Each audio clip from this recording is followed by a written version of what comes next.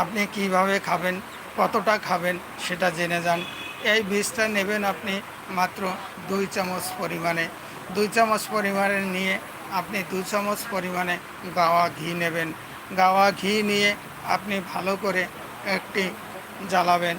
জ্বালানোর পরে যখন দেখবেন চটচট আওয়াজ হচ্ছে, তখন আপনি বুঝতে পারবেন এই কুমড়োর বীজের ভিতরে যে ক্যালসিয়াম, ম্যাগনেসিয়াম এগুলো কিন্তু আপনার খাওয়ার উপযোগী হয়ে গেছে।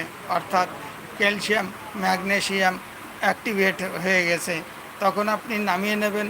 নামিয়ে নিয়ে কি করবেন, একটু ঠান্ডা হলে আপনি কিন্তু ওই কুমড়োর বীজগুলো আপনি মিক্সার মেশিনে দিয়ে পাউডার করবেন। এই পাউডার করার পরে আপনি কিভাবে খাবেন, এটি কিন্তু আপনি ১ গ্লাস উষ্ণ গরম দুধ নেবেন। নেওয়ার পরে ২ চামচ পরিমাণে আপনি কুমড়োর বীজের পাউডার আপনি খেয়ে নেবেন। খেয়ে নেওয়ার পরে দেখবেন ৭ দিনের ভিতরে আপনার ওই যে ক্যালসিয়ামের অভাবের থেকে আপনার যন্ত্রণা হচ্ছিল, মনে হচ্ছিল